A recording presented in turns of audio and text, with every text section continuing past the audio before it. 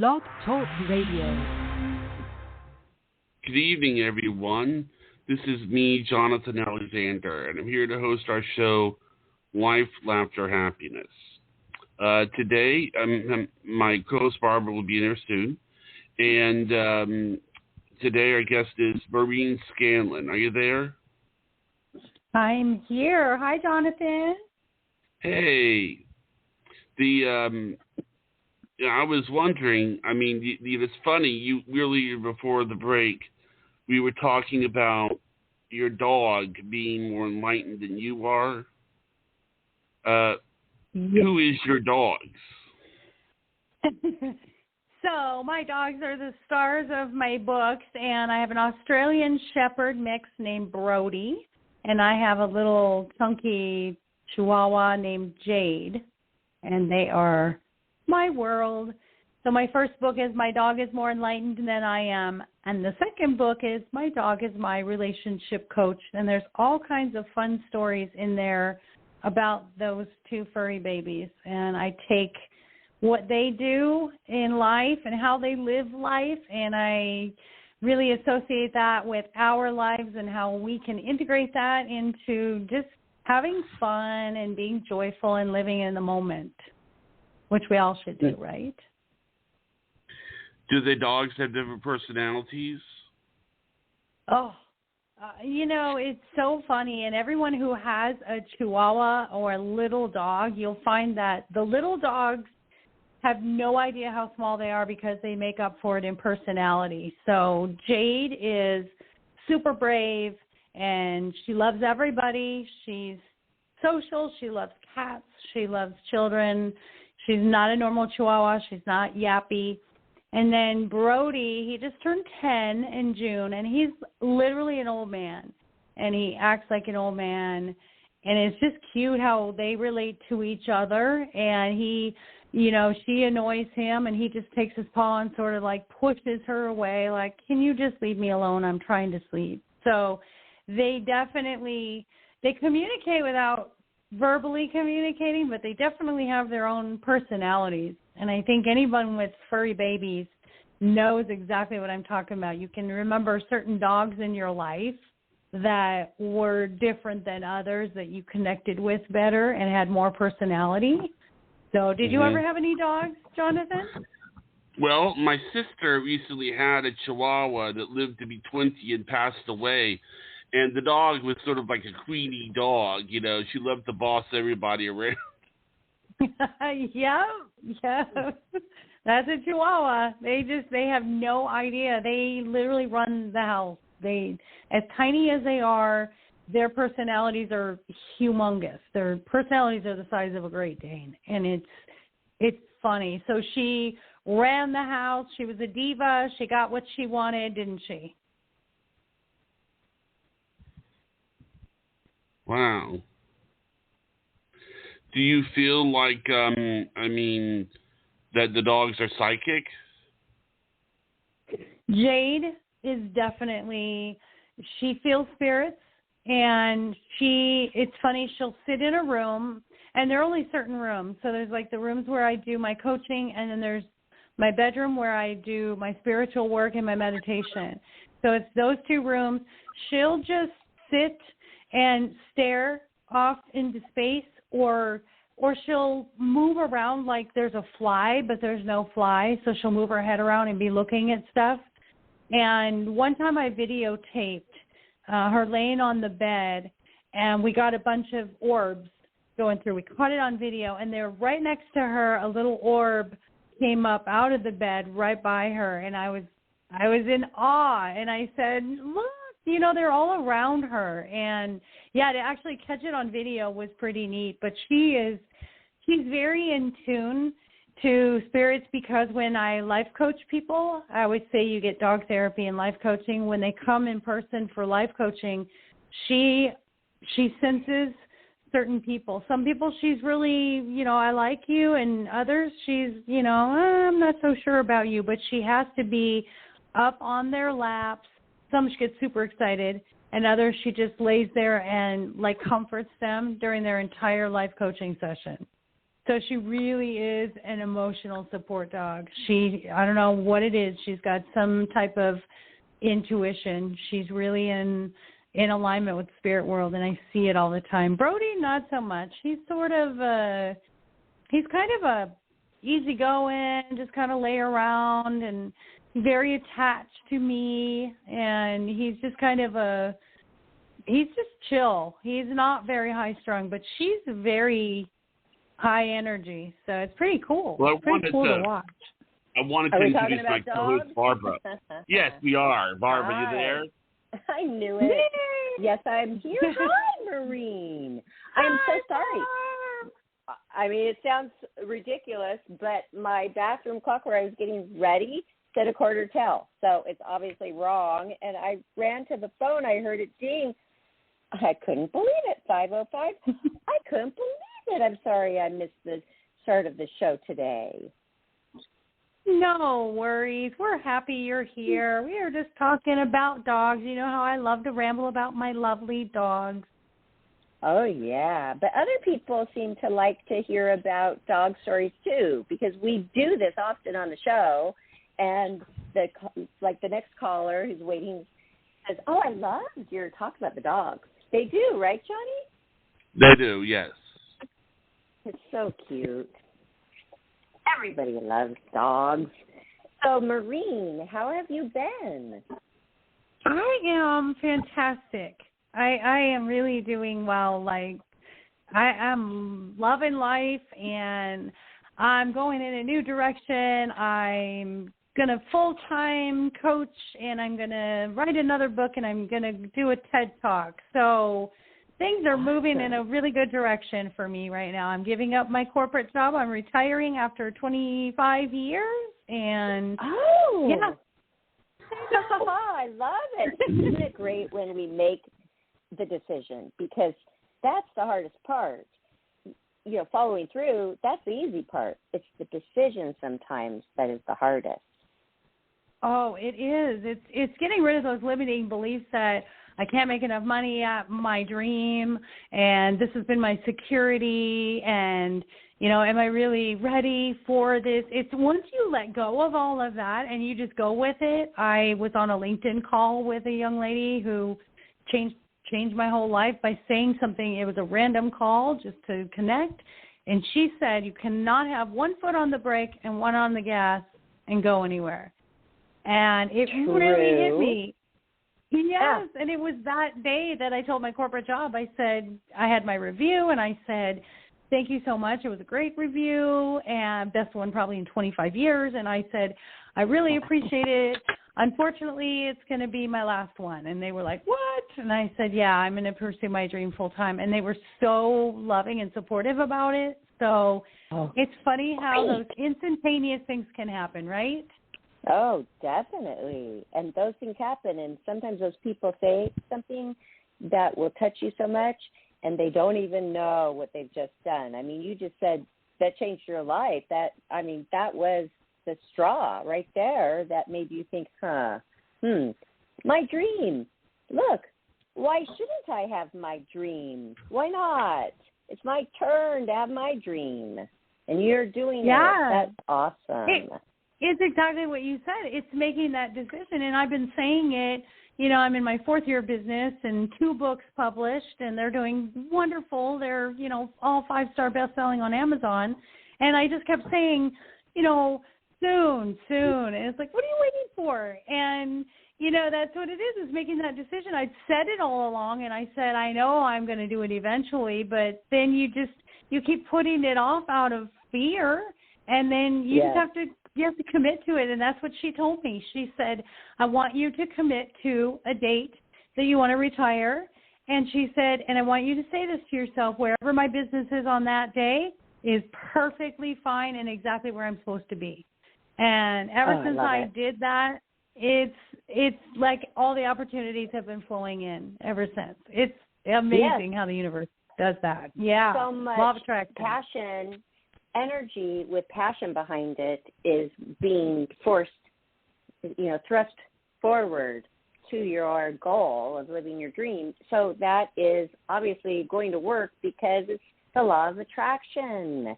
It has to be equal. It has to be. The universe, that's how it works. It is. You know, where attention goes, energy flows. And so if we're focused halfway on lack and then halfway on abundance, we're canceling each other out. So you really have to say, I'm going to completely focus on success, and I'm just going to believe and know and speak as if it happened already. And then all that stuff starts flowing, and it sounds, you know, when you do it, you're like, that was easy, but it wasn't that easy. No. But it's so true. When it happens, you will sort of sit back in awe and go, man, why didn't I do that sooner? You know, because but then it seems like, oh, that was easy. Yeah, it seems like it was easy, but it's that decision. My dad used to say something like that when it came to marriage. If somebody has their foot out the door, they are committed, but yet they've got a foot out, like a little foot hanging out the door, you know, it's never going to work. It's not. Yeah. It's not going to work. Same kind of analogy and it's one of the things, gave you. It's like one of the things I said in my first book, Barb, was you'll find whatever you seek. So if you're looking for the negative, or you're looking for lack, or you're focused on, say, in a relationship, you're looking at that person's faults, you're just going to see more of them. So it really is, whether it's relationships or life, whatever you're looking at, that's what you're going to get, because that's what you're focused on. So you're literally bringing that energy to whatever your attention is going to. And it's just, it's a hard thing for us as humans to pull away from that and shift. Oh, I know, because you are only human. But I wanted to add some things to that. Johnny, do you want to add something? Well, what I was going to say is, I don't know if this is a tangent, but I talked to you once, Maureen, and you mentioned that you gave readings sometimes. I do. I'm a spirit guide medium. We have a caller who is asked if you give readings, and if you like, I can put this person on the air, or I can tell them to maybe call back another night. Would that be okay with you if I put this person on? Yes, absolutely. Okay. This is 805. This is Donna.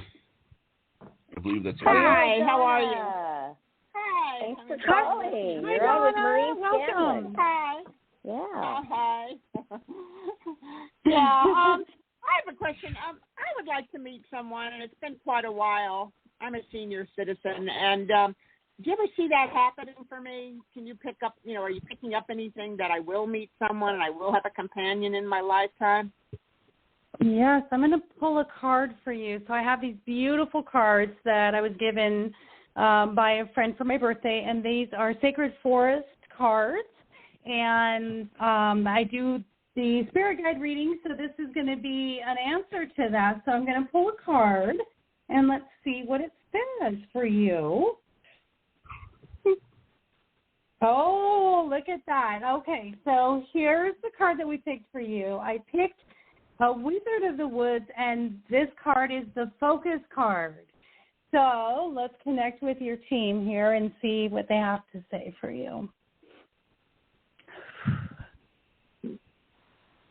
Okay, so here's what I'm getting for you, Donna. I'm getting that it's kind of like what Barb was just talking about, kind of 1 foot out. So what I'm getting is, if you're focused on that and it's something that you fully want, then you absolutely will. And it's actually someone that's already in your life.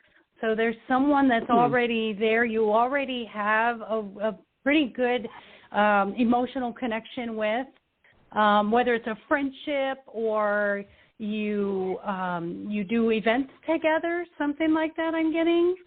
I don't have anyone in my life right now. I look after one man, but he's blind, and that would be hard to have a relationship as far as, because I want to travel and things like that. But he is a good friend, Yeah. That I look after. No, it's not. It's not that one. It's someone that's more your. It's a contemporary. So I'm looking at. if you're focused on it, it will come, is what they're saying to me. So sometimes you waver between wanting it and then not wanting it. And so they're saying if you're focused on it, you can have it. But they're saying sometimes Donna doesn't want it, so you have to be all in on saying my desire to be with someone is greater than my fear of being alone. And that's when he'll come. Yeah, okay. Yeah. I mean, I do want a relationship, but, I want it to be the right one. I'm not going to, be in a miserable relationship, just to be in one. I'd rather be by myself. Mm-hmm. Oh, gosh, no. We do not want to be lonely in a relationship. We want to be really good with ourselves. And you sound like you're healed from a lot of things that have happened in your past. You're at that point where you've said, I've closed the door and all that, and I'm ready for a new chapter. And if you're devoted and dedicated to setting those intentions and saying, I want to bring my perfect match to me, your spirit team is saying, we've got it for her. She just has to be all in with us. Oh, okay. So, I will be. And then, so I'll be expecting someone to come into my life and that I'll share my life with. That's great. I'm getting a Michael. So that just popped in as soon as we were talking. So there's a sounds like a Michael coming. Oh, good. Okay. Yeah, me too. So I'll try to get out there a little bit more. There you go. That's what you have to do. You have to just be out there and enjoy being you and love being with yourself, and that's what will attract the exact vibration and the exact match for you. So be everything social. You're invited to. Everything. Yeah. That's what one of my girlfriends said once when I was trying to meet somebody, and she said, just go to every single thing you're invited to. You'd be surprised. You're going to be busy because we do think, I don't want to go. I'm too tired. You know what? Be active. And I want to ask you, Maureen, should Donna say, I have the love of my life, like she already has it? Do you believe in that? Just saying you already have it instead of saying I want, I need, just say I have it. It's here. It's arriving. Do you think that's important to do? It is. It's like speaking it as if it already happened, but to say, to make sure that she sets her intentions and says, I know, I believe, and I draw it to me.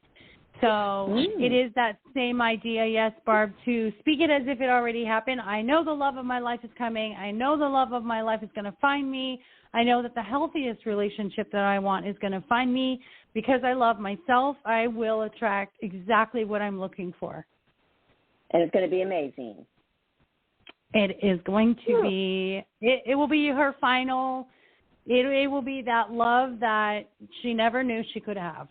Oh, so that's cool. You see that? You see Michael, that for Donna. I've never been married. I'm 67 and I've never been married. Yeah, I've been in a relationship though. So love that's one thing it. That means you're very in alignment with who you are. You're very in alignment with what you want, and you don't settle. And that's why time means nothing. Spiritual wise, time means nothing, and just years here in Earth is the only way that we calculate anything. But really, your soul is still so young, and you've waited and stayed in alignment with who you are. That's why your real twin flame is headed your way, because you waited a long time to make sure that you did everything you were here to do. And this is the next chapter that you wanted in your life. And you're going to find him. He's going to find you. And I feel really, really happy. And I just got a fairy tale like picture in my head. So I feel like this is going to be your fairy tale. Oh, my gosh. You've made my day. Well, you made my and never settle. You made no, she's not. Maureen. She's not a settler. No, Donna's not a settler. Because I almost settled. What? You made my day too, along with Donna's day, because I almost settled. I mean, there's people that they want to get married out of convenience, but why? What? I mean, I already take care of myself just fine. I'm convenient as it is alone, So then what does Donna want? She said she wants to travel. And I get it. She wants somebody to be able to see what she's seen and enjoy it together. How wonderful is that?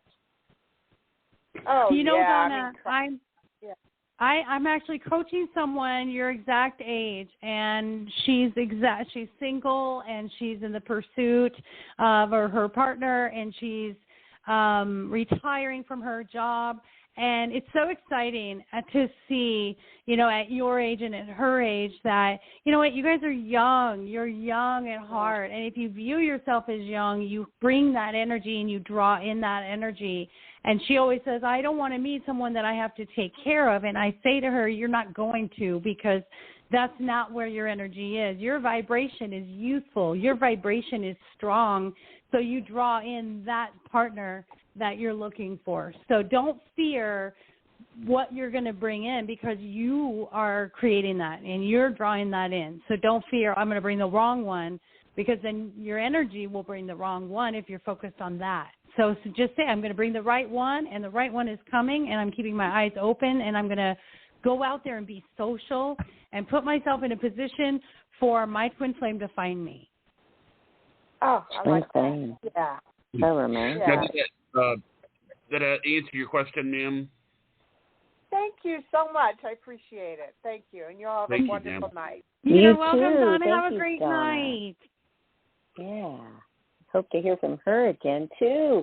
Yeah, this is so fun. I want to ask you, though, because that brings up this question that I always have. I'm asking the psychics all the time. Okay, what if you're an actor and you have a role and you are playing a very horrible person with a lot of negativity in your life, but you feel the role so deeply and you're doing it daily for months on end? I mean, how do you know how does your brain know this isn't real? I mean, they're telling themselves, they're becoming the character. Nobody's been able to answer me ever, Maureen. Oh, that's an easy one. That's an easy one, Barb. It's about protection. And I'll tell you how similar that is to my own life. You have to understand, every person that comes to me, they have problems. They have negativity. They're in a rut. They are not happy. So every day that I coach someone, I could suck all that energy in, right? And I don't. So their job is to protect themselves. So they set their intentions in the morning, or before they do the role, and they say, I'm asking for protection. I'm asking for the white light to protect me and to protect my energy and to not absorb anything that is not for me at the highest level. And then when they're done playing that role, same thing. I release any negativity that is attached. None of that is part of me. That is separate from who I am. It's really, really important.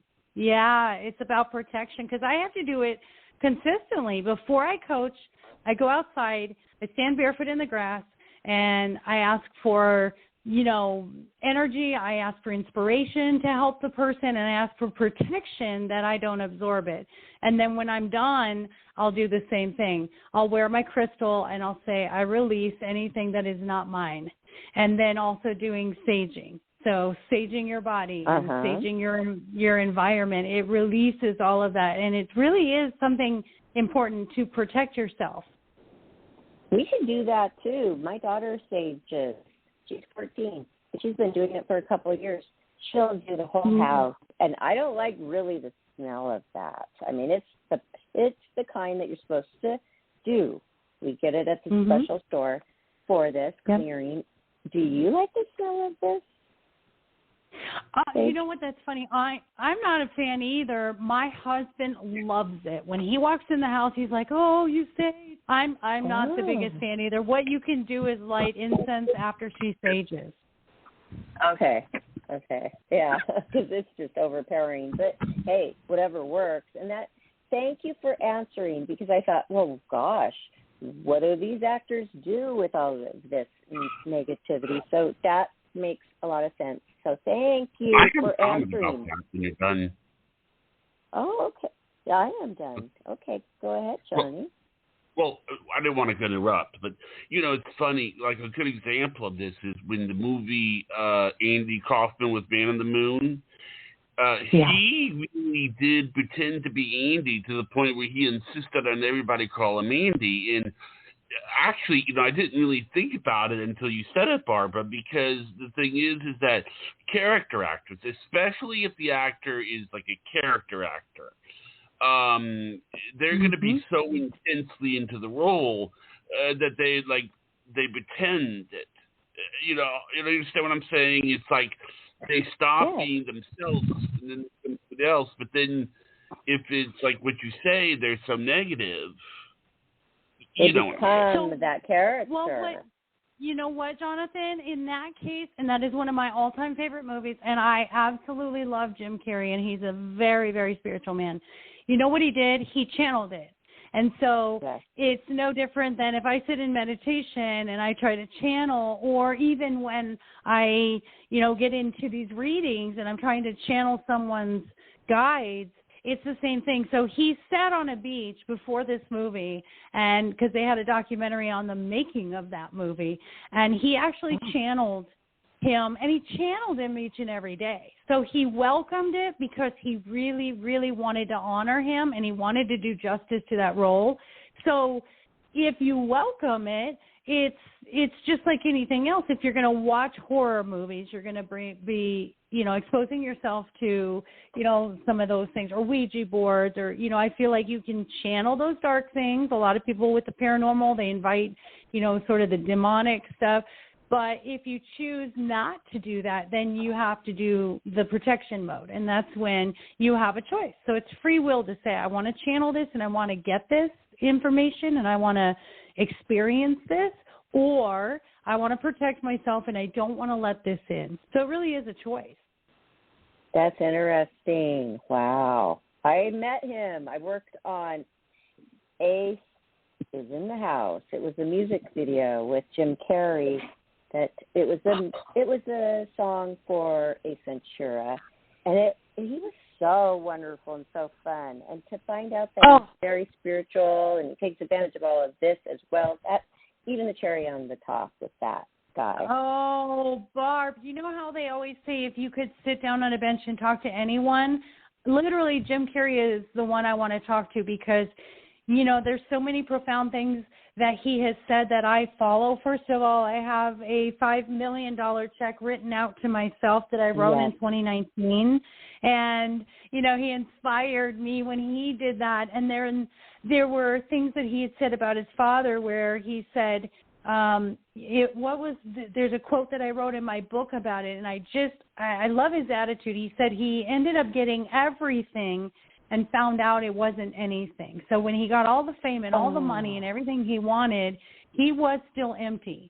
And so he doesn't really do a whole lot anymore, but he does a lot of the spiritual and the motivational. And I would love to sit down with him. And he paints. His paintings are beautiful, and he is an enlightened, awakened person now, and he's so different. And I think even that movie that Jonathan was talking about, channeling that, I think anyone who has any kind of a channeling or a psychic experience, your mind gets expanded, and then you sort of understand things a little more. And I think that's what happened to him. I feel like he opened his mind and expanded, and he went this enlightened, awakened route. And I would love to sit on a bench with him. That's so neat that you got to meet him. Yes, it's on my YouTube channel, the video. It's fun, and it was his birthday, actually. His birthday, January it was. I got to look up his birthday exactly, but I was the one chosen out of the whole cast to come out with his birthday cake, and I have a picture of it, giving him his birthday cake with the candles lit. How neat! Oh my gosh! So by knowing you, then I'm like sort of 6 degrees from Kevin Bacon, but 6 degrees from Jim Carrey. That's pretty awesome. I love that. I know. Well, if I knew him better, I would connect you guys. But it was just one day about 15, 20 years ago working on set with him, and we were sitting side by side getting our makeup. He was getting the hairdo done, and he's so funny. Like, he's so into it the whole time. He was into it. He was coming up with ideas right there in the makeup chair.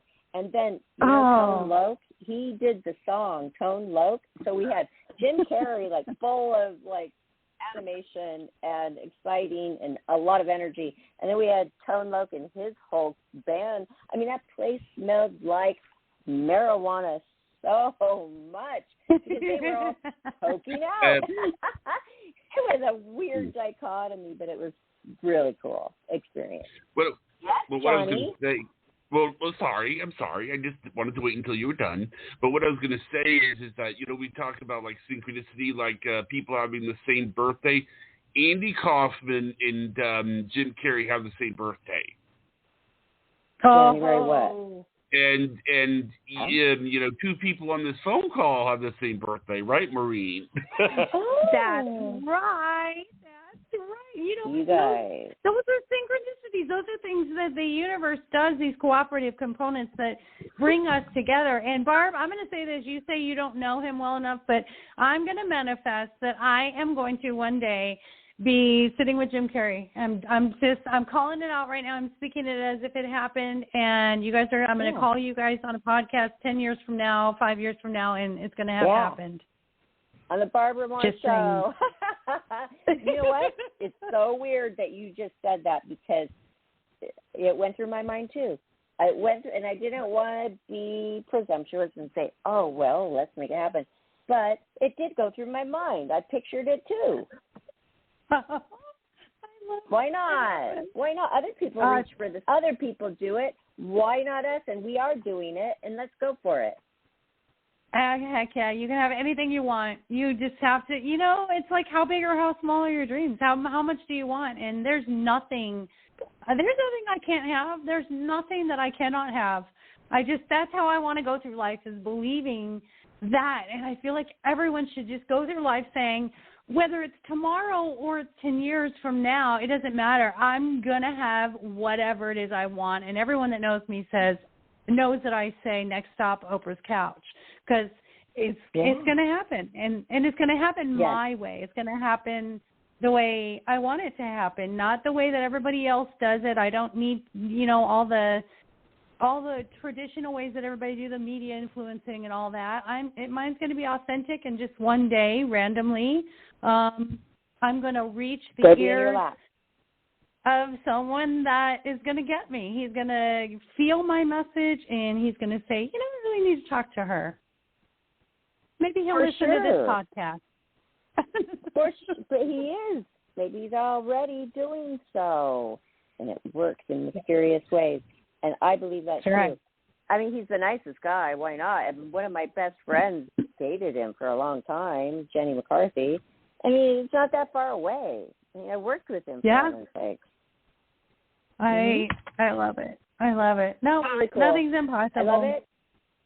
When Maureen is on, I get so much further in like my spiritual conquest of becoming like fulfilled completely, because like I said, nobody had answered that question with the actors. And because so much is about what you say, what comes out, not just what comes out of your mouth, but what you think.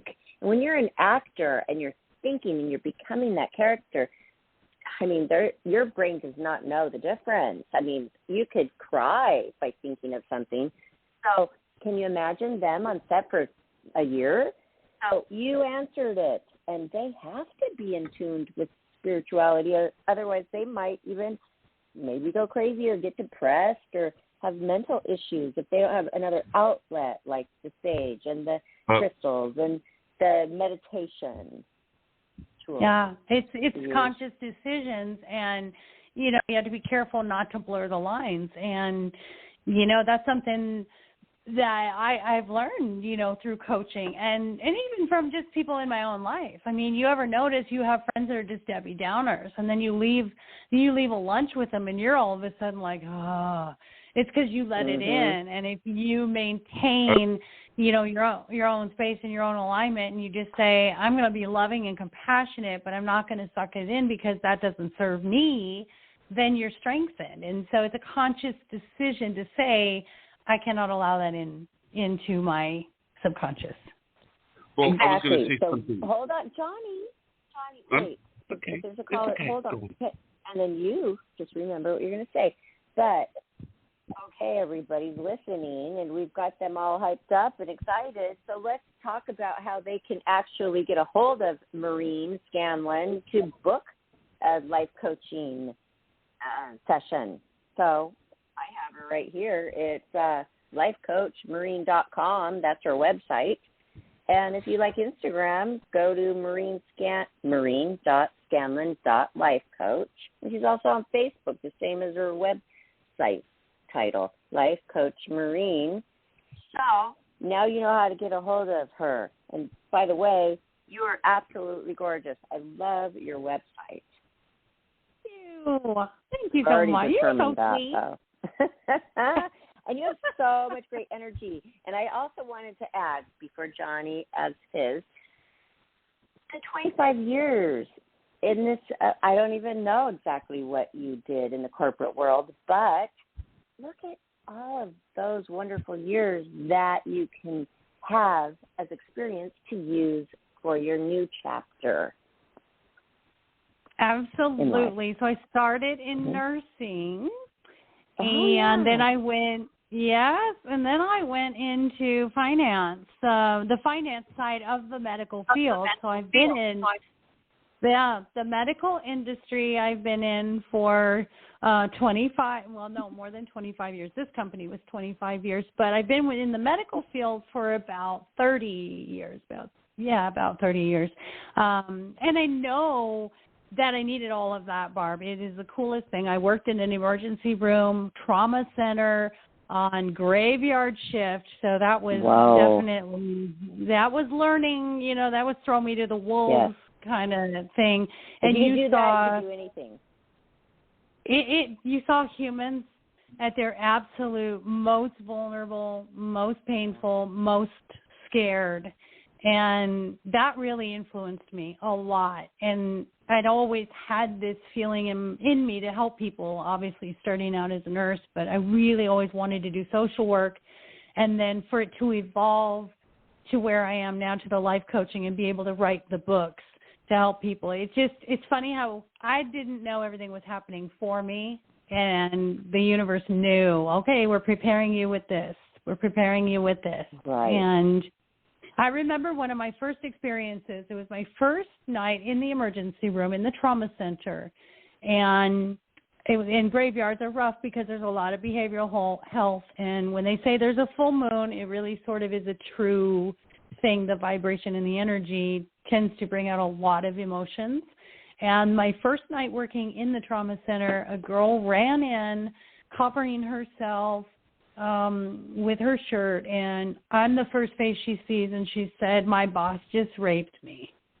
And I mean, I'm young. I'm in my 20s, and I'm just like, oh, I've never done this. And so, and so I brought her into, a room, and where we usually have the chaplain come in, and it was literally just kind of smacked me upside the head, but it was really like I had to be the first person she saw, because I don't know why. I just felt like I sat with her. I held her hand. I literally like life coached her without even knowing at the time I was helping her through being an empath and just, telling her, you know what, it's not your fault. You didn't do anything wrong, and this is not right. She felt somebody totally different than you that didn't have any empathy. She could have. There's a lot of those out there that don't have especially empathy. In the medical field and in that environment. When you see it on a daily basis, they get very clinical and they get very detached from emotion. And I never lost that. And that's what I probably pride myself the most on, is I never lost the emotion, the human emotion part of the medical field. And I got burned out very quickly, because I am so empathetic that it was too much for me, and I didn't know how to protect myself. Yep, I didn't, like you were talking about the protection. Empath. Right. And at that time, Johnny I was not learned about that. Yeah. So I wasn't awakened and enlightened. You can't even know be around about that all many this. people. Yeah. It's hard to be around that many people. you see suffering, you see human suffering, you see pain, you see loss, you see, for me, not knowing how to protect myself back then and not understanding enlightenment and being awakened and being able to protect myself and energy, law of attraction. I didn't know any of this. And so, of course, I was in an abusive marriage at the time, too. So, wow. Yeah, just add insult to injury. So everything was just compounded, and it was a lot. I'm surprised I didn't have, like a nervous breakdown, but I knew my entire life that was my role, was to be there for someone who needed me or who needed comfort or who needed compassion. And to be able to do this now and to be able to write about it and to coach people I'm so grateful. I'm the lucky one. I feel so blessed. I tell my clients that. I tell them I'm the lucky one that you share and you trust me with your innermost pain and secrets, and that we can work together and get through them. So it's a privilege. Well, somebody has to have those traits and talents and that within them, the strength, and you are the one, and that's wonderful. But if you were in your 20s and you felt like, okay, wow, I felt like this might be my calling, and if somebody would have said, Maureen, God came down and said, Maureen, you will do this in 25 years, what would you say? No! But you know what? It just goes by quickly, doesn't it? It does. It does. And it's the weirdest thing because, we all have sort of this little inkling in the back of our head of what we're meant to do. And then you have to go through life to sort of hone your craft, I guess. Even if it's subconsciously, you sort of hone it. And I knew as a child, I would look at my family and they would do things and say things. And I'd say, hey, that's not right. That's not kind. You shouldn't say that. You shouldn't do that. That's not truthful. So I knew it as a child. And then as I went through life and asked for these pretty painful experiences, I knew it. The older I got, more stuff happened and more experiences came, and the bigger the pain, the bigger the growth. So I knew I was always meant for something bigger. And then it was a moment of just saying, I'm tired of what I'm doing. I'm tired of the insanity, doing the same thing, expecting different results. And I went through this sort of 2-year period of finally learning to love myself and manifested my husband, manifested this awesome career, and manifested just this ability to say I can have what I want. I never knew I was allowed to choose.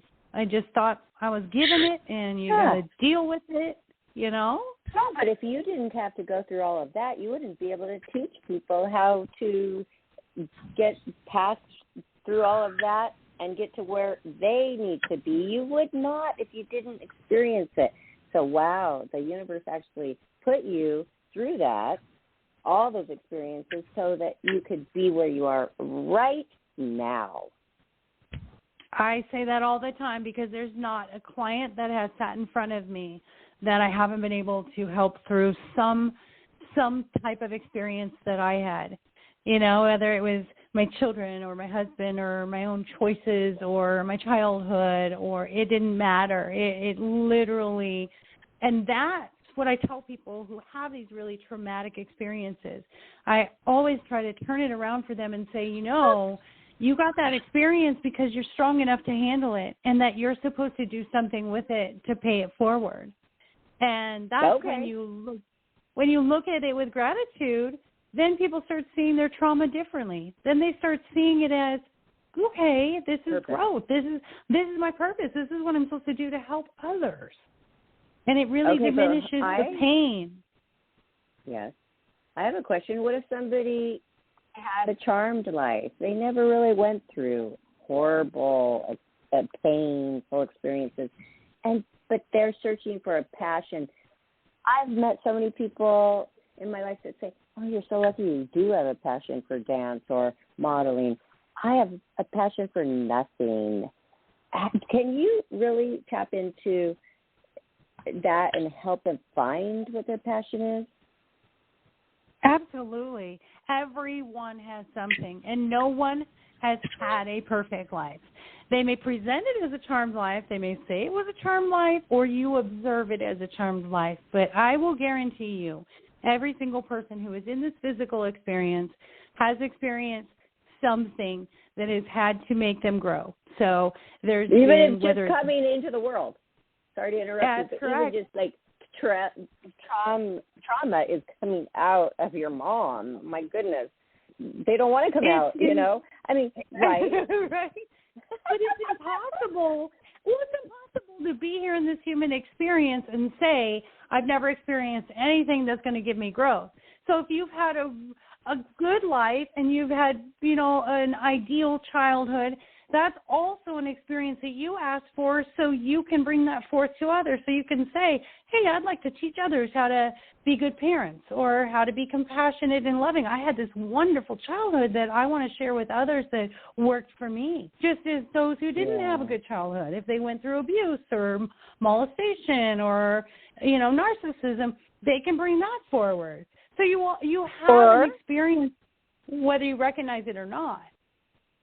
Right. Or maybe they feel guilty because they have had everything given to them on a silver platter. And they're like, well, maybe I want to be more colorful. Maybe I don't know who I am because of this. So I love that you can find the purpose and the passion in every single person that comes to you. I love that.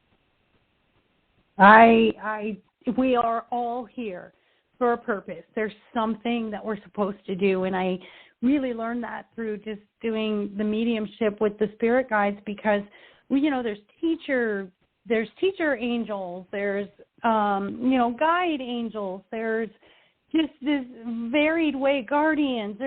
There's different reasons why we came to this physical life, and that's, if I have a really charmed life, then I'm really good at teaching others how to do that. Or I'm really good at I could write a book about it, or I could, you don't have to have a traumatic experience to be able to teach others or to share your experience. It's not everything has to come from trauma, and growth can come from anywhere. And I think that, the world, it's funny that you said that someone feels guilty about it. Well, there you go. There's an experience right there. I feel guilt for having a good life. That's an experience right there. Guilt is worrying about other people over yourself. So there we go. We have an experience we can share with others. So everybody. Teaching. Mm-hmm. Yeah, then we can teach ourselves how to do self-love and acceptance. So there's always something to be learned. Guilt is a bad feeling. Guilt is a tough one. Guilt is a really tough one, and I don't think there's one single person I've ever run into that doesn't feel guilty about something. And when I do a false belief exercise with my clients, and one of the questions is, what do you feel guilty about?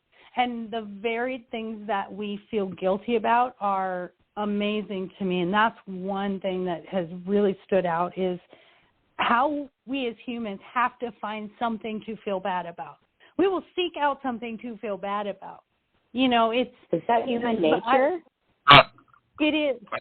It is. In society wants you to feel bad. Like you're always comparing yourself to others, so you're gonna always feel less than. So that's a self-esteem thing, and I feel guilty because if I work really hard, I don't spend enough time with my kids.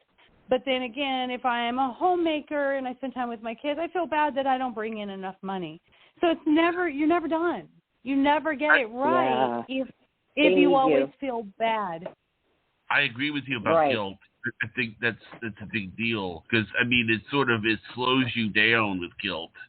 I think it's probably more than what people even think, because I think it's because when somebody's a good person, they want to be there for everybody. Don't you agree? People-pleasing is a big deal, because usually it was something that was programmed in youth, which was be nice. If you can't say something nice, don't say anything at all. Do this for this person. It was always this programming. We've always been programmed to do things for others and think of others and don't be selfish. And I feel really good that right now the energy is shifting back to let's take care of ourselves first so we can be there for others. So you're absolutely right, Jonathan. A lot of guilt comes from I don't do enough for anyone else, or I can't do enough for others and people in my life. Yeah. And it breeds depression big time. Mhm. Yep. Oh, and anxiety. Gosh. Oh, gosh. Anxiety. Anxiety. And then people start taking pills for their depression and their anxiety, and then they don't even know who they are. Is their body actually producing the endorphins naturally anymore? 60% of Americans I hear are not, because they're on these. It's okay. Don't feel guilty about taking them, people, okay? Yeah. Well, you know what's amazing to me, too, Jonathan and Barb, is that we create our own guilt, and what we do is we sort of take on other people's responsibilities, and it makes us feel guilty. And I'll give you an example. I got married at 18 years old and got pregnant at 19 and had my oldest daughter. Well, their father was an alcoholic, and he wasn't a good dad, and I divorced him when my girls were 6 and 8, and he wasn't present for them. He was never there. So my daughter's entire life, I felt guilty for creating them with this man. And as I look back now, it sounds crazy, but I carried that on for so long. My daughter ends up in an abusive relationship, just like I was, and my guilt compounds because, oh my gosh, she saw me in this abusive relationship with her father, and now she went out and did it. It's all my fault that she continued the cycle. And I have to tell you, I had a moment with a couple of really good friends of mine, and they own a crystal shop in Utah called Synchronicities. Shameless plug there, but it's a beautiful, beautiful shop. So we were sitting around, and I was really holding on to this guilt. And they all really sort of did an intervention with me and said, you're not responsible for, A, how their father was. That was his responsibility to be a better father, not yours. You were a great mom, so don't be guilty for how he behaved. Furthermore, don't feel guilty for your daughter's choices, and don't feel guilty for another man abusing your daughter. So that was like compounded guilt. I just kept carrying it on and carrying it on. You know, it's my fault that all this stuff happened. And when I let it go, I realized my daughter was asking for these experiences, and I was inhibiting her growth by enabling her through my own guilt, by saving her from her life and her choices. And when I let go, she said to me, Mom, it was the best thing you ever did, because that's when I got strong, that's when I learned, and that's when she left him. So it's amazing how I do remember this. I remember you telling us this story on another show, and that is crazy. Plus, when you let go, then you were enabling her to be her stronger self. She had to learn the same way I did. No one saved me. Right. So I was actually doing a disservice to her by trying to save her when she was asking for the experiences, and I was preventing her from her own growth. And it was my job. The only thing I could do was let go of my own guilt and say, you know what, I accept that this is how life is, and I accept that I asked for these experiences for myself and for my children, and now I must let them experience their joy and their pain and their sorrow and their own growth. That's not for me to decide. Isn't it hard because we love them so much, and you know, we are fearful of them getting hurt, but how do we grow? They have to have these experiences. This is interesting. And that's what I had. That's true, Barb, and that's one thing with your daughter at this age. Yes. Especially at your daughter's age right now, you are at literally the fork in the road. This is where she discovers who she is. And letting go and letting her discover herself and her path is so hard at this age where you are. But they have to let you go too.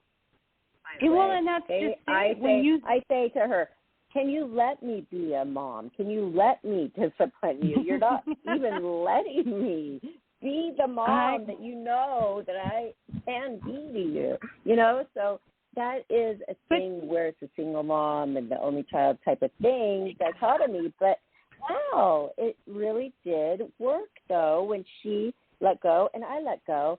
And then, boom, now happiness again. Yes, because you're letting her find her own way. You're not doing it for her. It's not your job to do it for her. And it's funny when you say, well, it's because we love them. If you love them, you want them to be as healthy emotionally, mentally, and physically as possible. So by inhibiting her growth or enabling her and taking care of her problems, you're actually loving her less because she won't have those coping skills you want her to have when she's an adult. And that took me a long time. That took me a very long time to learn that. And so I've always wanted to be the voice that my younger self needed. And so sharing this with you at the crucial age that your daughter is at, it is going to serve you so well if you just say, you know what, as long you can be who you are, as long as you are safe and you are healthy. Those are my concerns, and that's where you have to let me be a mom. Outside of that, I give you freedom to be who you are. Yes, because I trust your decisions, and I see that you are a wise young lady. Yes, because if you don't give them any freedom, then why do they even try? Yep, absolutely. I had a good dad, though, that did that, but I had also a very mean stepfather. So I feel like that was a blessing right there in disguise. I didn't see it at the time, obviously, but I could see, okay, this is how I don't want to be. I don't want my family to be like that. And then this is a healthy. But some people only see the bad, and they're raised with just the bad. So thank goodness for people like you, life coaches. And hello, everybody. We have just gone over a lot of things that make a good life coach, called experience, a lot of experience. Could you please tell us the names of your books, because they're so cute, and I love the titles. The dog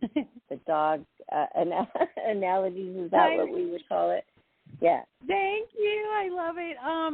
My first book is My Dog is More Enlightened Than I Am.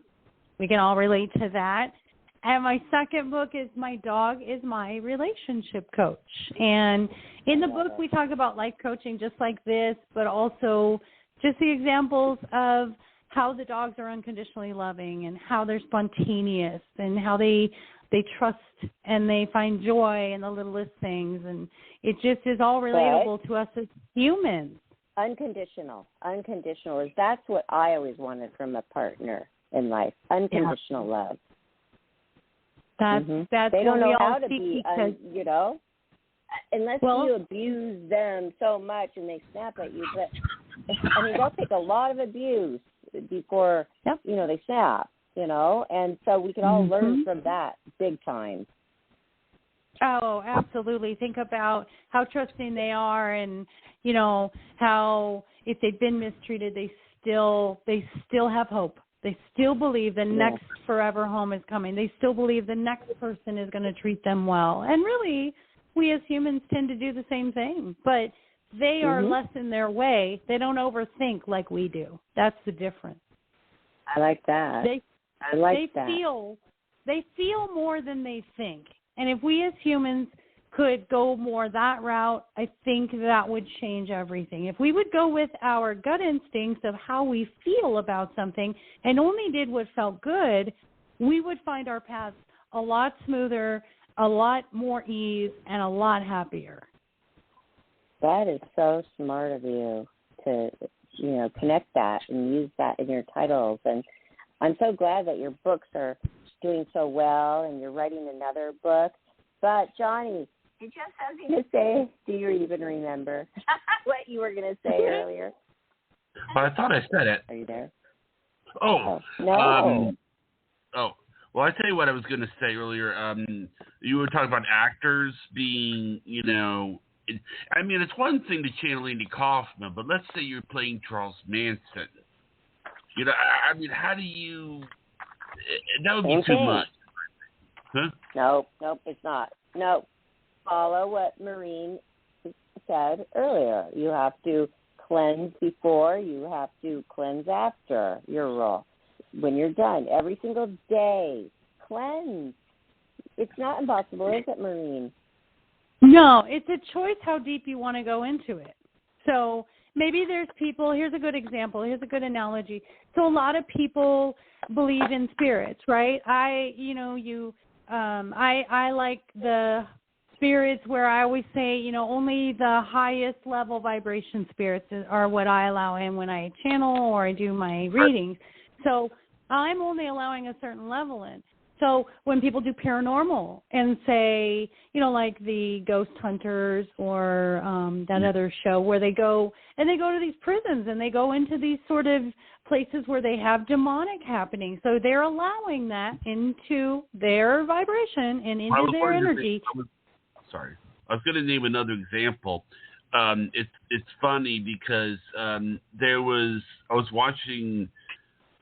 one time I heard on television they were talking about the movie The Exorcist, and it turns out Linda Blair was able to handle it fine, but people were talking that, oh my God, how could she do that, playing this demonically possessed demon? And it turned out that she really was able to handle it fine. She was maybe she was a kid, she was a teenager, she was playing. It was just play for her, maybe. That's how she compartmentalized it and was able to handle it. Well, and I think if you view it, especially like with actors and stuff, I think it's different. Like if your work is paranormal, you risk bringing that in and you risk bringing that home. And I know that a lot of paranormal will do that protection before they go and they do that. They do an investigation.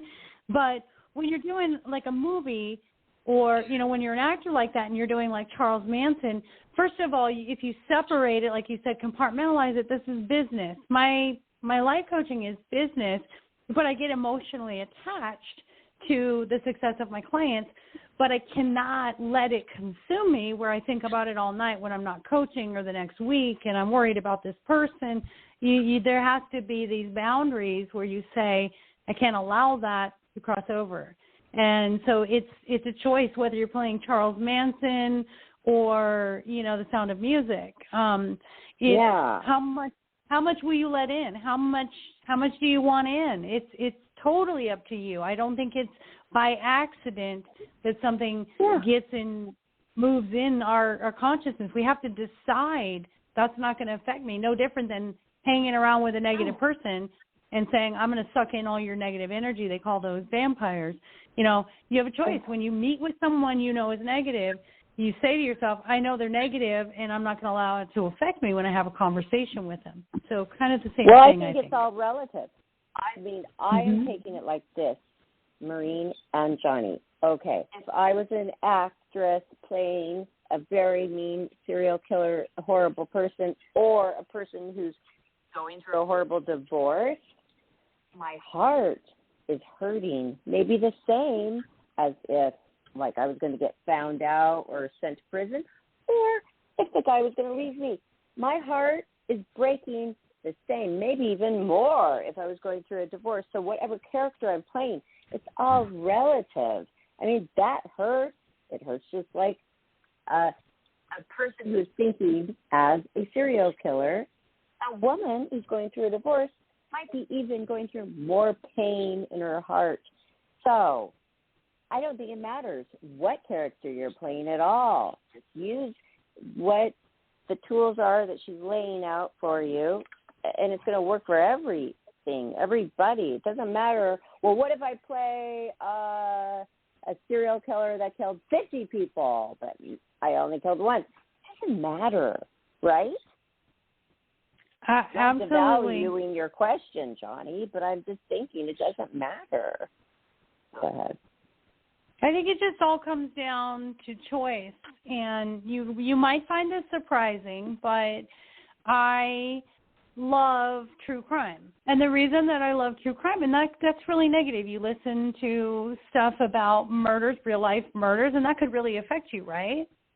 When I listen to those true crime podcasts or, shows, the reason I listen to them is not because I absorb the negative or the evil and it makes me feel terrible. For me, it's a tool that I can try to understand what was this person's childhood like. Why did they do this? What were the factors that led up to it? I always look at it as if it's something I could be aware of or to help someone else. But I don't take away from that and feel bad and have nightmares. I mean, I do feel bad. I definitely feel empathy for the families and the victims. But, I mean, I don't carry it over because I protect myself to that point where I'm like, I take something good from it rather than letting it consume me. Does that make sense? I get it. Does Johnny get it? Johnny, do you understand now that anybody could play Charles Manson and be probably even better than a divorcee playing? Oh, I'm watching this Dirty John on Netflix. Oh, those some great shows. Have you been watching that, Maureen? You know what? I have to tell you something. That Dirty John is that was my life with an ex of mine. I watched that. Yeah, I mean 6 years I was with a Dirty John, and I mean to a T. In fact, he still harasses me to this day, and you know he and it's been 10 years. He even reached out to my daughter yesterday to try to friend request her, and yeah, it's insane. So I've lived that. And I don't give that any energy, you know. I don't give it any energy. I'm like, I'm not giving that power to anyone. I'm beyond that. I'm not that person that you were allowed to do that to. And it's crazy though. But that is exactly the relationship that I had. So that was huge growth to be able to write that book, to say this is how I know. Now we know some of the things that we will be able to read when we buy your book. And could you tell us where we could get your book? Is it Amazon? It is. It is on Amazon. Go. You can do it by name, by my author name, Maureen Scanlan, or you can, even on my website, there's a link on my website that you can click to buy the book. And then also my publisher, Outskirts Press, also sells it. So there's Barnes & Noble. So everybody, anywhere you pretty much can buy books. There's an Audible also. I did a Audible version of the newest book, and it's kind of fun. My narrator, she's fabulous, and it was her very first Audible book, and she did a great job. You were talking about that on our last show because I was asked why didn't you do your own Audible, but I get it because these people, they're the actors, they could bring it more to life. As you know, where you're the writer, maybe you're not the actor. You don't want to speak it into the acting, touching the people. But I would like to hear, I mean, I love hearing your voice. But you really like this woman who did this Audible for you, huh? Yes, and you know, there's so much more to it. I feel I'm very good verbally, but when you're doing a book, there's breaks, there's, you know, inflections, she's a professional, and I'm so happy because I would have had to been in the closet with a bunch of, you know, soundproof foam around me or something. I don't know. It wouldn't have been good. And I would do it over and over. I would do it. What? I'm telling you, doing it over and over, because I know how they would say, okay, do it like this. And pretty soon you do it over and over to where, and then it doesn't even sound natural. And then you're cheapening the whole thing because you're like getting tired and you're like, okay, that's good enough. But no, it's not good enough. We hire professionals who do it. That's their forte. And I like that. And I'm going to get that book. Are you, Johnny? Okay. Is this My Dog Is My Online? I didn't write it all down. My Relationship Coach. My relationship. Okay, my relationship coach. But what about the number one? My dog is more enlightened than I am. Okay. Than I am. Oh, I love that one. I want to get that one. I haven't gotten that one yet. You'll love the first one. The first one is really the spiritual journey, and then the next one, it really carries over and specializes into once you've figured out that self-love and that alignment for yourself, then you go to the relationship part, and that's, it's almost like a process of healing. And you'll see my puppies on the front of the number 1 book, and you'll see my grand doggy on the front of number 2 book. Grand doggy. Okay. Grand doggy. That's cute. I've never heard that before.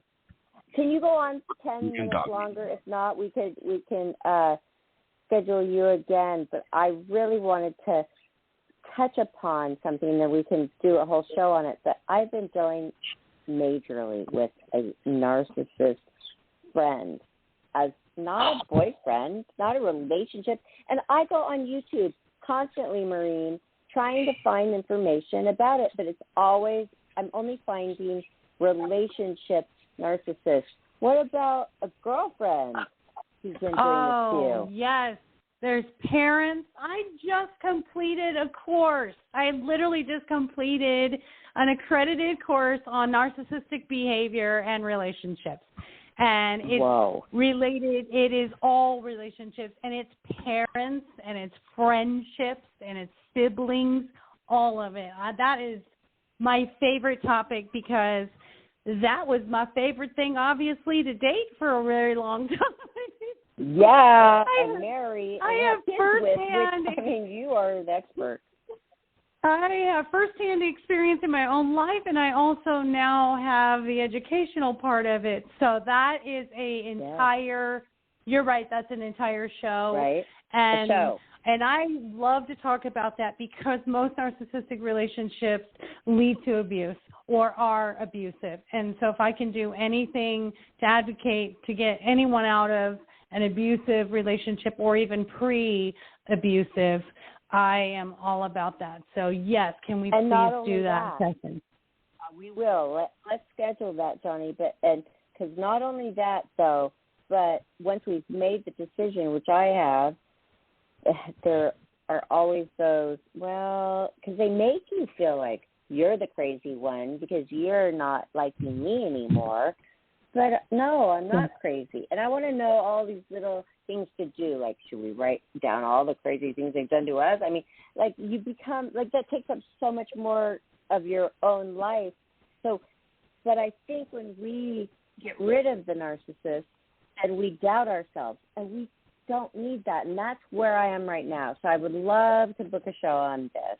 I would love it. Oh, yes. I mean, narcissists are professionals at psychological warfare.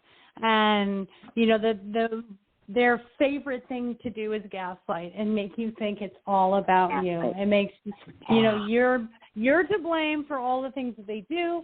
They don't take accountability. It all stems from a place of insecurity, and they will never admit.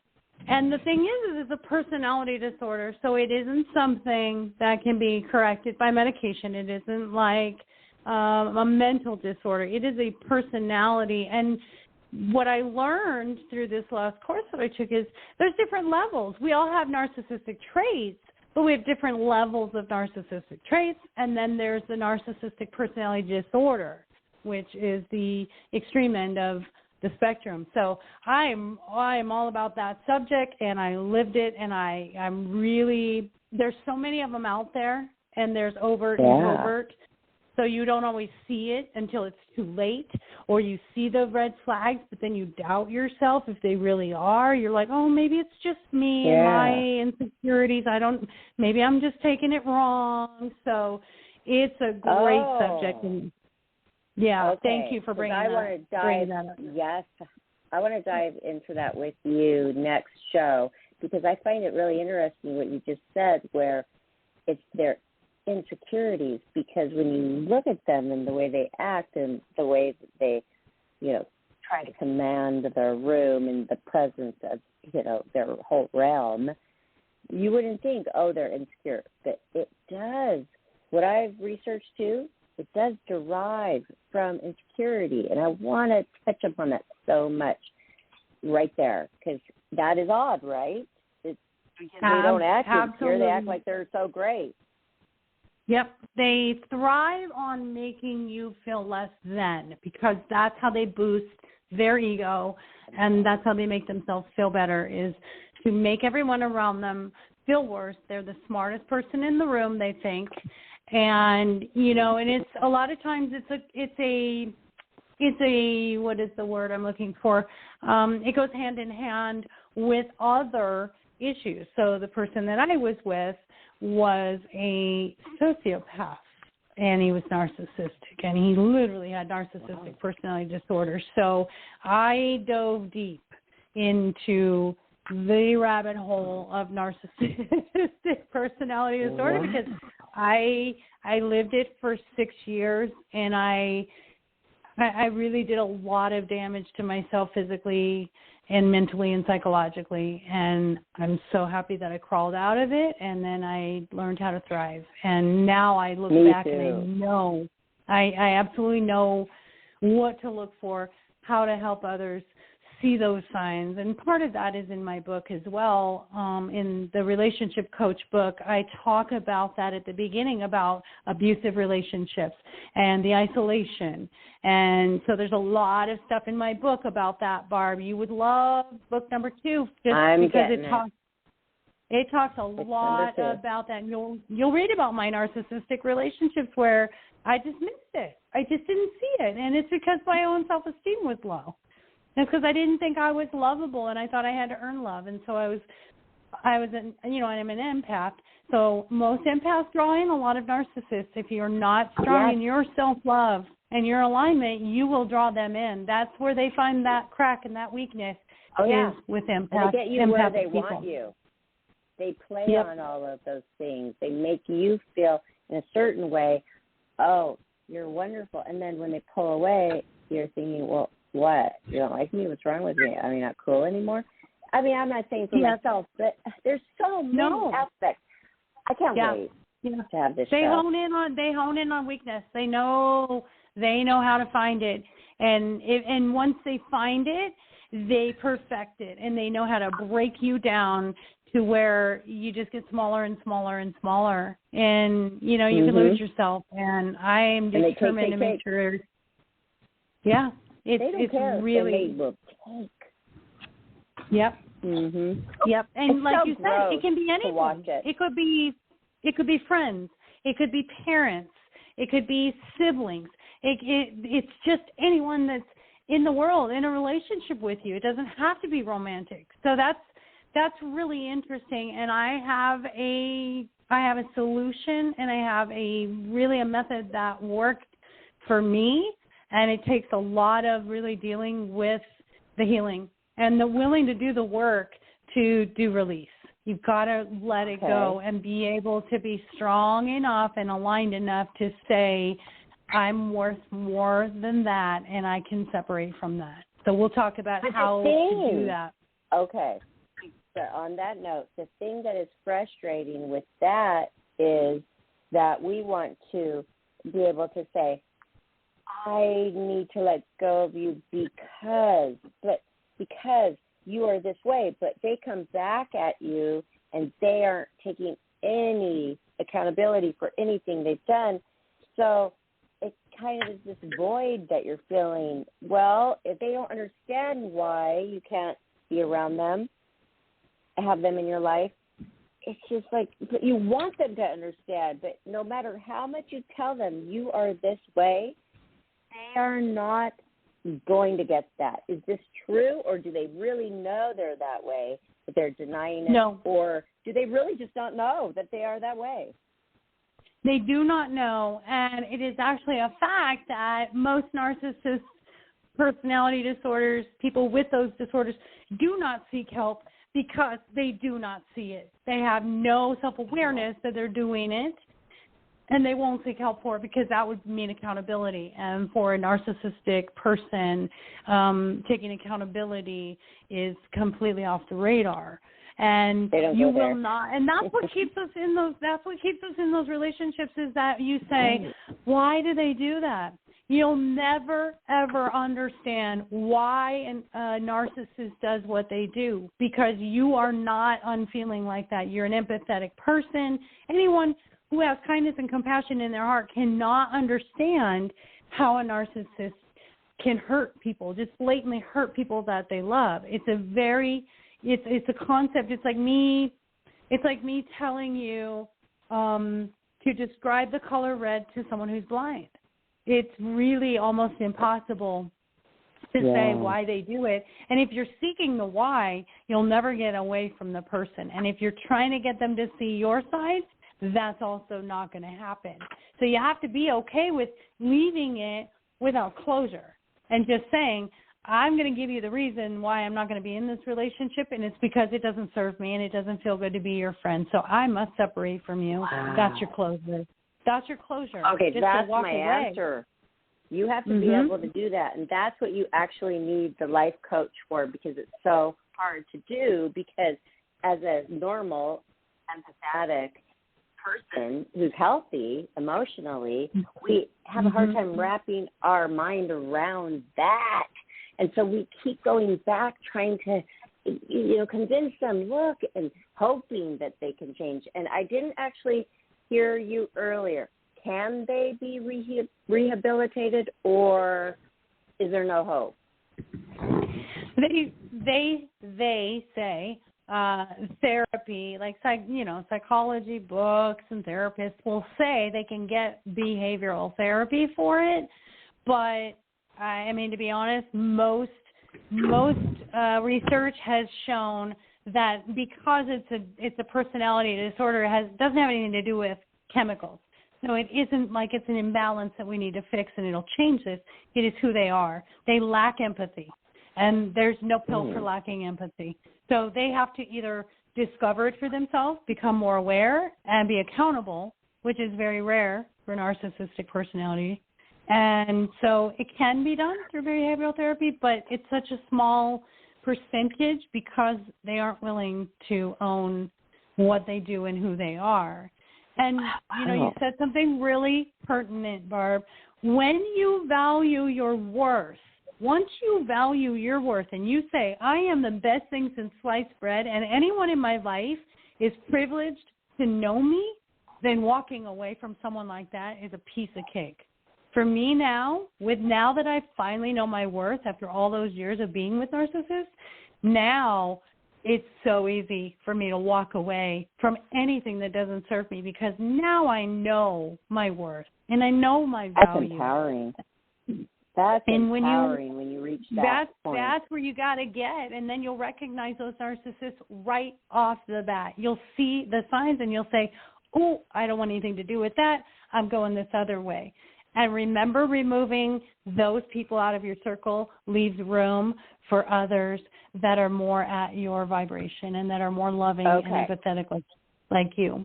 Wow. That's a wealth of wisdom right there. One last question on that, and then we're going to book the show on this subject. Okay. I was wondering, it must be a compliment when you tell the narcissist that you are a narcissist. If they really know what a narcissist is, maybe they would be deemed to hear that. Yes, I am. No. If you say I am, I am thinking I'm the best. No? No. Anytime you point out a flaw of a narcissist, you're literally lighting the match of their defense. So because they are so insecure, they don't want anything pointed out that they do wrong. So when you point out something, you're a narcissist. Well, they know a narcissist is selfish. They know a narcissist is not empathetic. They know a narcissist does things only for their own good. They are not going to want you to think they are a narcissist, because what is that going to do? Prevent you from giving them what they want. So that is absolutely not a compliment, and that one I know that one firsthand, because I've called out many narcissists, and they do not like that whatsoever. And that's when the gaslighting will happen. Then it'll be turned around on you. Refrain? You make me act this way. I only said that because you did that. I did this because you did that. You made me do this because blah, blah, blah. So that's usually how it happens. I'm going to be your guinea pig then for the next show. So in the interim, should Yeah, really true. This is amazing that we have this going on right now, that we could do our little, our experiment. Okay. Yeah. Should I wait and not, because the ball's in my park right now to, tell them whatever I want to tell them, okay? They rebutted exactly what you just said. They would say, now, I could say, you are a narcissist, but should I refrain and wait till I get your counseling on air before I make my next step? So here's what I always say. Use this filter when you're speaking to others, no matter how difficult or, mean they are, whatever, hurtful they are. Use this filter to speak your truth. So first of all, let me ask you, do you love yourself, Barbara? Yes. Do you believe that your friendship is very valuable? Yes. The friendship with them? Yeah. No, like you as a friend. To anybody, you yes. As a friend, yeah. You think you're a good friend, and that there's a lot of value in your friendship? Yeah. Okay. So where we're going to go with this when you're going to communicate with this person is, first of all, do they bring value to me? Do I feel good and uplifted every time I talk to this person? No. Okay. Do they meet me halfway, or is it a one-way street? One-way street. Okay. Do they belittle me so they can brag about themselves and make themselves feel better? They're careful about that one. But I would. So I'm wondering what they're doing behind my back. So I don't trust this person. Okay. Nope. So all those things you just answered says to me that this person does not serve you well. This individual does not serve your life well. They're not adding to your life. They're taking from your life. So the decision there is, do I want to allow someone to continue to take from my life, or do I value myself enough to say, this is not okay, and I'm not going to allow this? Right? That's your decision to make. Yes. The way to communicate I have done this before. I don't want to cut you off, but I want to interject one little thing. I have told several really close friends that have good hearts, if I go back, please just remind me. No, I need to be strong enough not to rely on them. I need to be strong enough in my own self to realize, don't go back. I have said this so many times to this person, like not to this person I haven't said, but to myself I have said, I cannot do this anymore. I don't want them in my life. Now it's like the third time in 29 years. And so you're setting boundaries. You're setting a line done. in the sand, and you're allowing this person to cross that boundary. So you're not sticking to your boundary. How you stick to your boundary is you block their number, you unfriend them on Facebook, you remove all contact with them. And the way that you communicate it before you do that is you say through this filter, so we say this, is it true? Yes, you're going to say this. Is it kind, and is it necessary? So these are the three things you're going to say to this person. Is it true? I don't feel as if our friendship is a mutual friendship. Is it kind? I really feel that I value myself a lot, and the way that I feel in this friendship, I don't feel very good. And is it necessary?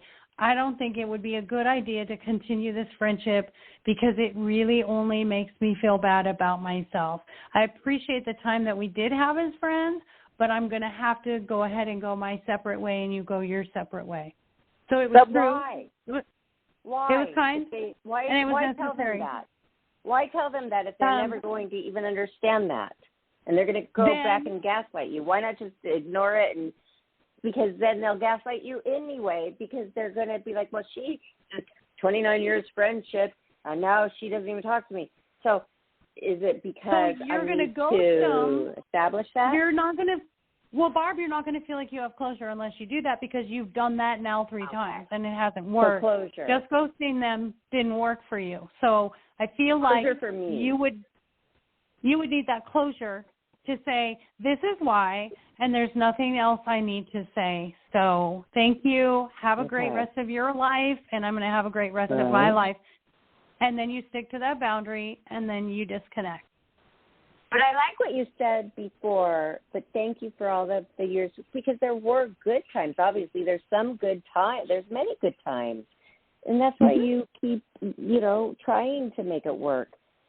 But thank you so much for enlightening me on that. Well, it's interesting how in friendships sometimes it's harder to separate. But if you think about in a relationship, if a guy was not meeting your needs, it wouldn't be that hard for you to separate from it. You would come up with that speech and say, I don't think we're working. You're not the right one for me, and I wish you well. And you'd be done, cross it off, bye-bye, now you're an ex.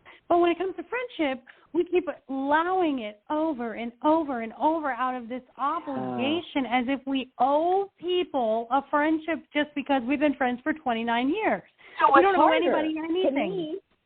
So it's easier when it's like a guy. To me, this is a harder situation. Definitely. Because you associate guilt and obligation with this friendship. If you remove that and then you say it's not serving me, we've grown apart, the way that and you can't, with a narcissist, you don't have to point fingers, you don't have to do any of that. You just say, is it true, is it kind, is it necessary? Those 3 things for you to close this friendship.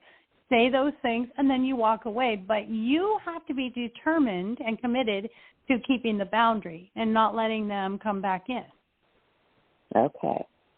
I will. And I can't wait to actually go over this. I have all kinds of notes on this. I've been researching it for 2 weeks, Maureen. This is going to be great. Thank you, Johnny, for getting Maureen back on all the time. I mean, she is my favorite, and she's a life coach. Hello, everybody. Maureen. Life coach, Maureen Scanlan. Go ahead, Johnny. Well, you said you wanted to schedule the next show. So what I wanted but we don't schedule on air because that's boring for the listeners. Okay, Let's okay. close the show. Okay, right? I understand. Can we schedule off air? All right. Okay. I love you guys. I love you guys. You know, Barb, we are always so in alignment. Like, I don't know what it is, like the show for when your mom passed and we had my friend's Judy and her mom Judy. It's just, we always have whatever it is, there's a connection, and it's almost like our energy needs to be, it's always synchronized, and I'm here really always at the moment that I need to speak with you and you need to speak with me, and I love you, the both of you, dearly. And you helped me so much when my mom passed, and we had you on after that in April, and oh my gosh, it's the best show. You guys can find it on our YouTube channel, Life, Laughter, Happiness, and you'll find it there, okay? Well, I saw my mom in the corner of my apartment when I only can bring spiritual, whatever everybody calls it, okay, paranormal, in if I'm completely positive. If I'm negative and hateful and mean and, feeling angry, no, they don't come. But if I open up, and it's usually when I'm like sad and crying, like sad, happy, kind of weird.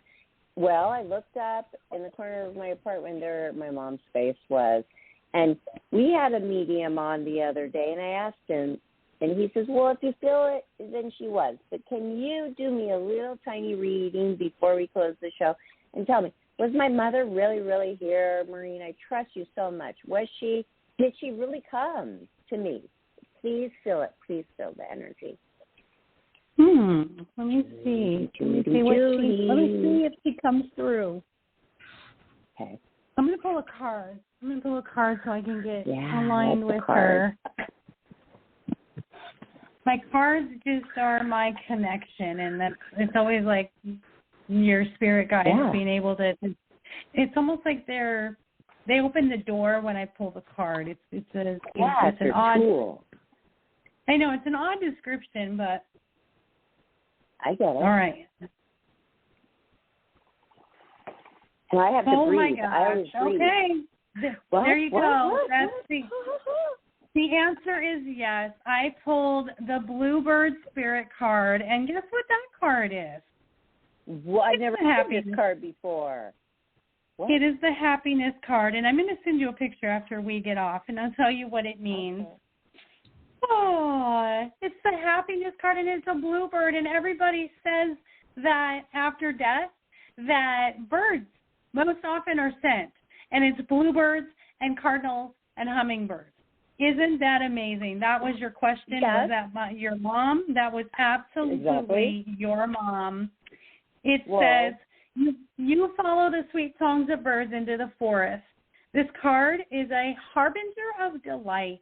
Celebrate and have fun. Embrace life, yourself, and others. Say yes today. Soar to the clouds and let your doubts dissolve. All is well. It's simple. Your purpose in life is to experience happiness. That's all that's required of you as a soul. You do not need to be unhappy to please another. All is well. Say yes. One of the fastest paths to true pleasure is through sharing and giving. So give of your heart and share your love. Happiness spreads to others like wildfire and can help heal the world. Dance and sing with abandon. Joy is your spiritual birthright. If you don't think your mom just validated that, I don't know what did. It was dance. Totally. It was your birthright. It was about giving and happiness, and your mother was all about giving and happiness and sharing and being kind to people in her church. So, yes, with a wholehearted yes, that was your mom. And Maureen, everybody always thought I was kind of weird because I was so animated and so joyful and so happy, and I'd wake up that way. But my mom always got that and understood that. But everybody's like, wow, that's too much. No, that's not too much. Mommy says, and the birds, and there is a favorite verse. I'm going to go look it up in the Bible, which everybody's like, I want your diamonds. I want this or that. I said, Mom, I want your Bible that you wrote notes in. And I have it right here by my side right now. But there's a favorite thing that she always said, because I would be a worrywart because I was always self-employed and I was like, good or bad or financially like up and down, right? And she said, Barbara, do the birds reap or sow in the barn? No. They know that God is taking care of them. Why are you not as important as the birds? That is the verse that my mom and I would always come to together. Barbara, do not worry. God is there. Yes. Wow. Thank you, Marie. Bluebird happiness card. Like, what are the chances? Like, I just love that. In fact, it's a new deck, Barb, and I've never seen that card. This is the first time I've ever seen that card. So me neither. I believe. I know that was your mama. That was her message directly to you. And what better than Life, Laughter, and Happiness podcast? I mean, what better way for her to communicate that? No better way. And she always loved Johnny and was appreciative to him. Thank you so much, Maureen. And I have birdies, too. I'm a bird person, and I am looking at my two birdies. And it's weird. I never thought I would be one. Yeah. And the hummingbird, I just got that thing out because it's summer now, and I was cleaning it to put the sugar water in for the hummingbird. I love birds. It's all about the birds and the freedom. Mm-hmm. That's your mom. That's your mom surrounding you all the time. If that was your connection and she talked about the birds, that is her message to you, to be aware that she's consistently around you and protecting you and loving you. And she literally just sent you a message that said, all I want is for you to be happy. It's your birthright. So that it's my answers birthright. Every question. Yep. And I always felt guilty about being my happy, animated self. Like everybody, oh, wow, Barbara's too much. She's too loud, too weird, too laughing too loud. too animated, dressing too colorfully, you know? You're and it's just like, no, no. God, you're not too she had to anything. act You're like amazing. the mediator. She had to always be Well, the mediator. Well, but look for at me. what it said. It is your birthright, and who better to send the message but the person who brought you in this world through Out birth of her womb. into physical, right? Yeah, and I even had to say that, remember, on our, after she passed away, you and I had a show with Johnny, and I said, Mom, I came out of you. You bore me. You birthed me. Yeah. I came out of you. I have to be here. No doubt I will not leave your side. And she told that to her husband, and she said, I had her. And she goes, the next day after you told me that, Barbara, I mean, I saw things in a different perspective. I told him, I had her out of my body. And I was like, wow, she actually repeated what I said to her husband.